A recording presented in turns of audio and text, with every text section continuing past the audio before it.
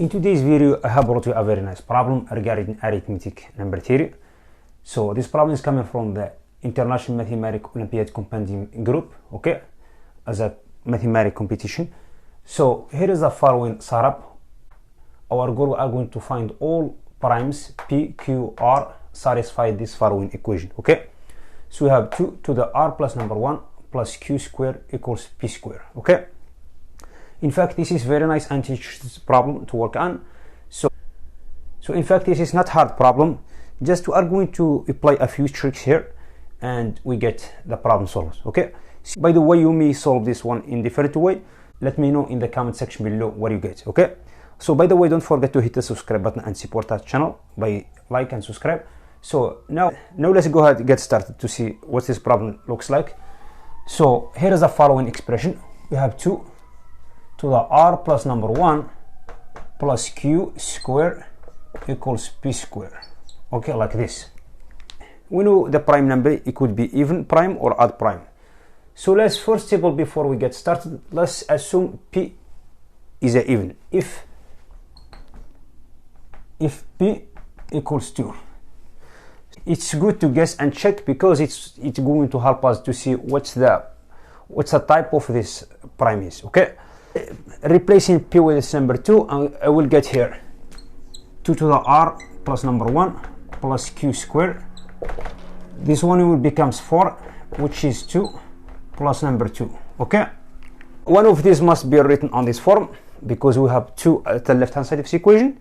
Not to keep the same type of the number that we have at the left hand side of this equation, which is a power of 2. So this one, if the exponent equals 1 here, so this one must be exponent equals 1 as well. But it's strictly impossible because we know number 2 it will be replaced with q square, which is not perfect square, which is impossible. And also r plus number 1, it will be replaced with r plus number 1, so which means r is going to take 0, which is impossible because it's a prime, okay. Finally, p must be a odd prime, okay. Now let's get rid of this one and move on to the next step. So the next thing up, moving over this term to the right, make a difference of 2 squares and factor out that. I will have a power of 2 at the left hand side of this equation, okay. So which means I get 2 to the r plus number 1, which equals p minus q factor p plus q, okay.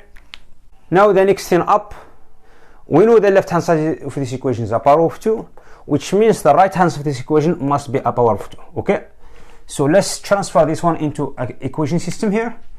So I get the following. I get p minus q equals 2 to the a, and also we get p plus q equals 2 to the b, where is b is strictly superior than a, okay, because this term is bigger than this term. Now let's make this equation minus this equation.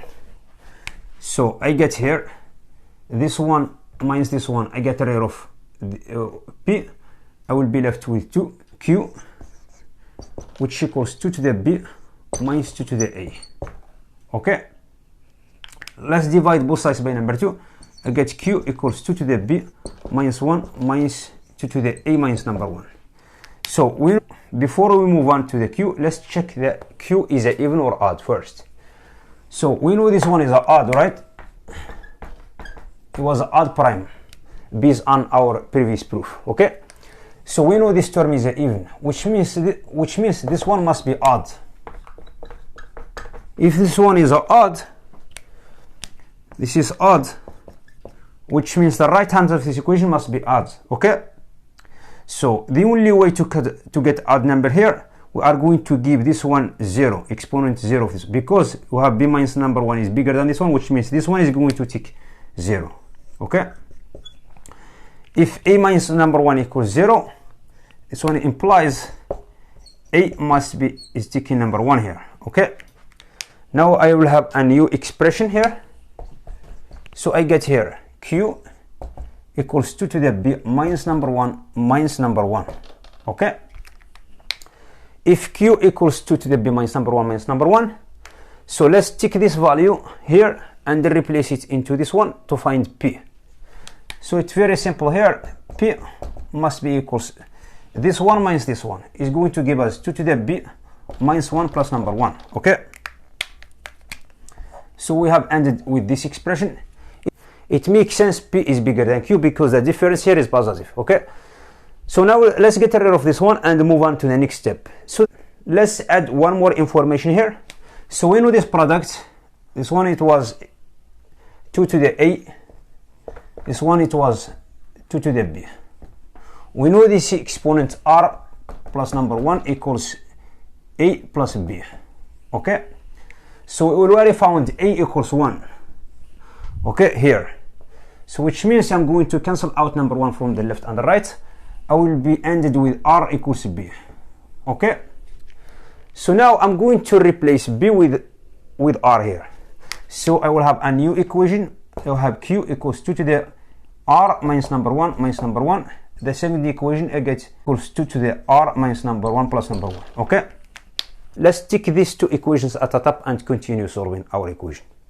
Now as we moving forward, so now we are going to determine r, p, q based on this information that we get right now. Okay, so the trick that I'm going to use here, let's assume if r equals 2. So by guessing and checking, we assume r is an even prime. We already know both of the primes p and q were odd, but we didn't check r is an even or odd. Okay, at this time we are going to assume r equals 2. So you can do that by the way of contradiction, or just suppose r equals 2 and you find it's impossible to be there. Okay, in order to check this one, just take this value of r, insert it back into either equation here. Okay, let's take the equation number 2. So taking this r and replace it into the second equation, I get q, which equals 2 to the 2 minus number 1 minus number 1. 2 to the 2 minus number 1, I get 2 minus 1, which is 1. This one is strictly it's impossible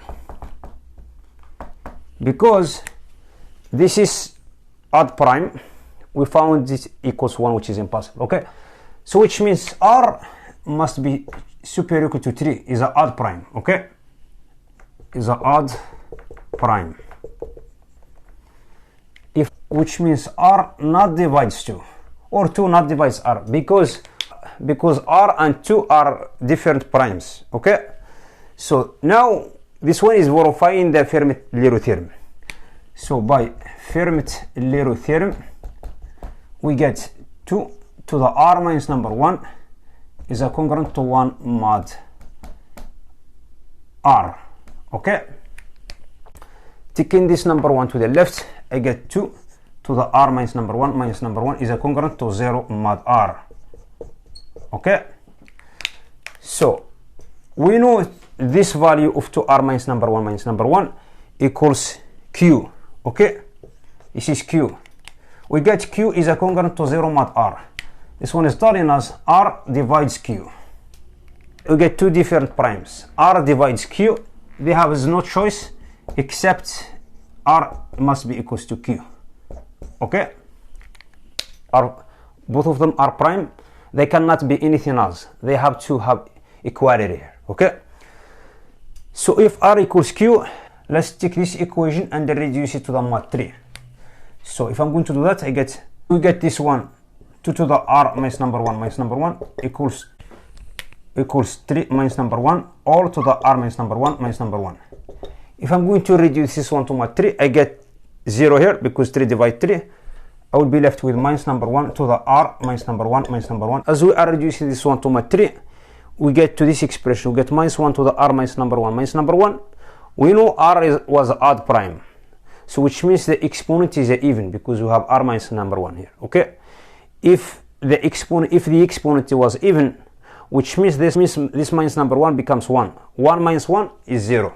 So this one is a congruent to 0 mod 3 because we are reducing to the mod 3. So we know this number is a q, as we have determined before. Q at the same time equals r because we already found that. Okay, so which means 3 divides q, which equals r. Okay, now our problem is almost done, because if 3 divides q and q and r are the prime numbers, which means r equals q equals number 3. Okay, we found r and q. Now we need p. So we know r. I'm going just replacing r here with its value. I get p equals 2. R will be replaced. I get 3 minus number 1, which is 2, plus number 1, which equals 5. Okay, so I have determined the solution for this equation. I get p equals 5 and q equals 3 and r equals 3.